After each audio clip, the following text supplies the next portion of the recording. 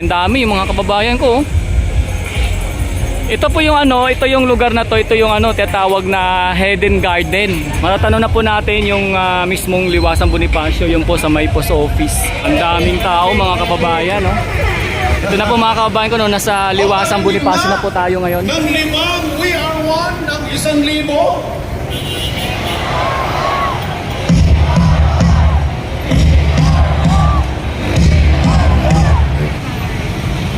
Tuloy! Palakpakan po natin sila!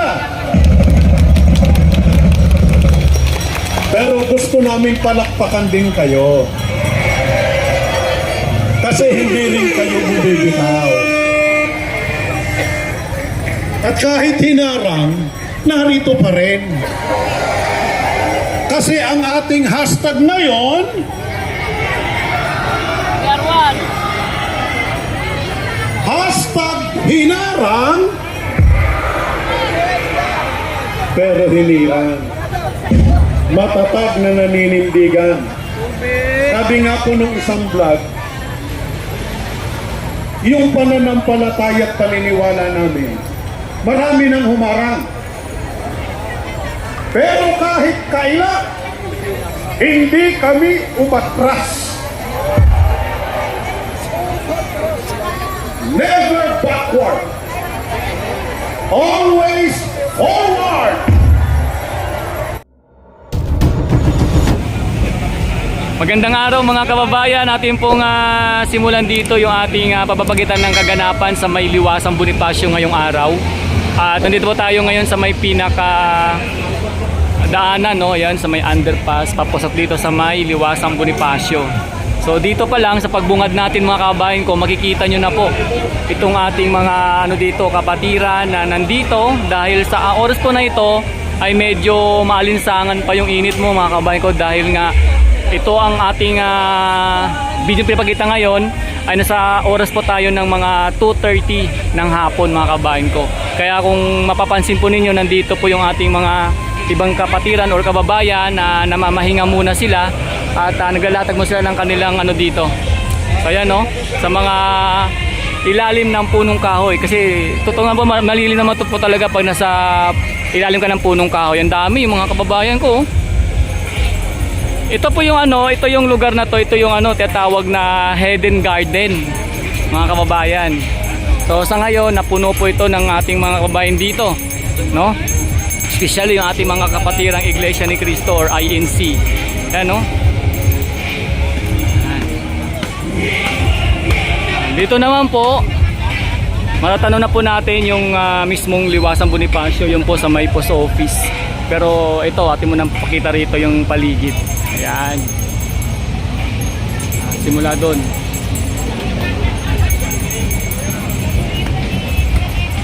Meron din po dito mga kababayan ko. So ayan na po yung Liwasang Bonifacio. Ayan. Ang daming tao mga kababayan, no? So yan po yung kaganapan ngayon dito ngayong araw.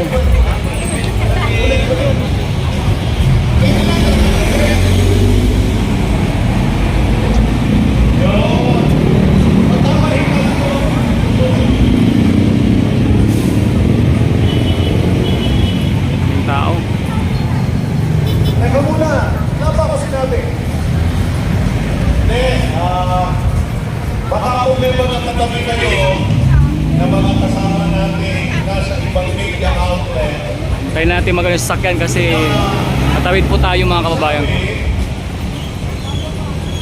Pagod na tayo, kaya 1,000 lang daw ang crowd natin ngayon.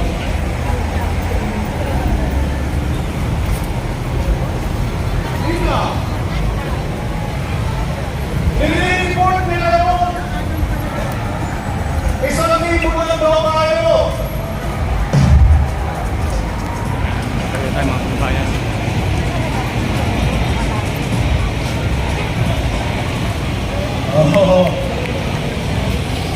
News na Ito na po mga kababayan ko, no, nasa Liwasang Bonifacio na po tayo ngayon. Ng 5, we are one, ng 1,000.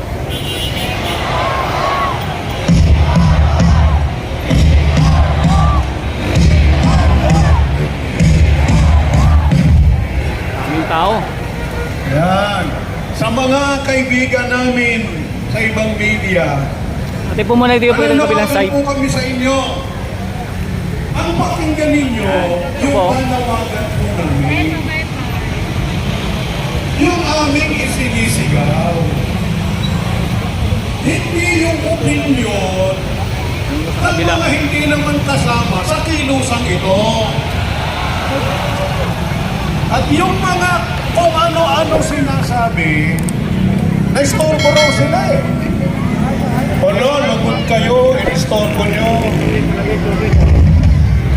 Kayo ba hindi? Na-istorbo rin eh. Iniwan din ang pamilya. Hindi rin nagtrabaho. Pero narito, sumisigaw. Ang ayaw natin, binabaluktot ang batas. Kaya ang sigaw natin,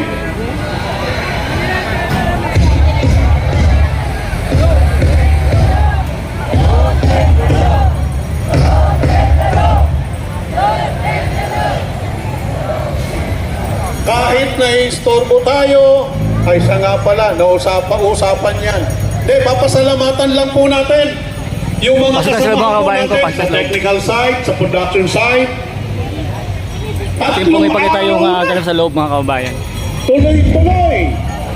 Palakpakan po natin sila.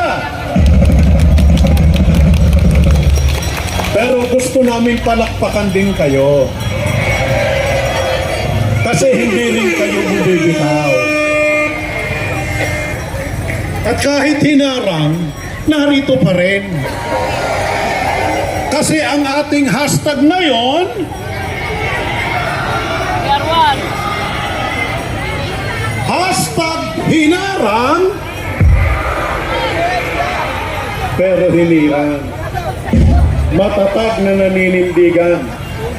Sabi nga po nung isang vlog, yung pananampalataya at paniniwala namin, marami nang humarang. Pero kahit kailan, hindi kami umatras. Never backward. Always forward. Kasi kami kahit hinarang, pero kami hinirang. Palakpakan natin. Bago ko bitawan, itong mic muna para sa mga susunod na performances. Meron lang akong sisye. Ang nagsabi nito, relax, huwag ka muna dami. Relax, relax. Ang nagsabi nito, ang Pinoy. O, di ba ang Pinoy? Babasahin ko para malinaw. Para clear. Di ba? Linawin natin ang sabi ng Antino. Sabi niya, nakakaawa raw. Dahil malamang, hindi nila alam kasi bakit nakakawa. Pwede, tinignan ko. Nag-search ako. Sabi, ginagamit para inatawa ng isang tao kulang sa karanasan. Yung taong walang pangkunapan o kaya walang buwan sa mga bagay-bagay sa kanyang paligid. Oh, magkatanong ako. Wala ba kayong karanasan? Hindi niyo yata naranasan ng bahay. Wala ba kayong alam? Paano ngayon yan? Ang alam ko, iba ang mangmang sa nagmamaang-maangan. O sige, kantahan muna. Yeah, thank you so much for Brother Ernest. Hello po mga kababayan! Ayan, okay po ba kayo? Ayan, kung okay po ba kayo, ay palinig naman po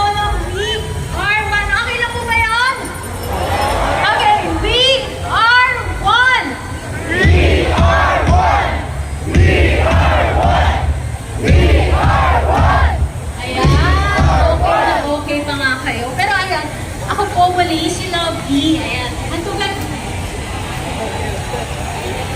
So yan po mga kababayan, no? Yan po yung ating nakitang sitwasyon at kaganapan dito sa may Liwasang Bonifacio mismo, kung saan po napakarami ng ating mga kapatiran dito at syempre mga taong bayan na pumupunta na rin po dito ngayong araw. At makikita po natin talagang napupuno na po ang area na ito, pati doon sa may gilid, at lalo pa pong dumadami mga kababayan ko, parami pa po ng parami ang pumupunta dito sa ngayon. So yan po muna yung ating pinaka-update dito po sa aking YouTube channel. Ako nga pala si Daddy D at salamat po sa mag-subscribe at mag-share at mag-like at mag-heart itong ating video na ito. Salamat po ng marami sa inyo mga kababayan ko. Sundan nyo po yung ating mga susunod na update dito po sa aking YouTube channel.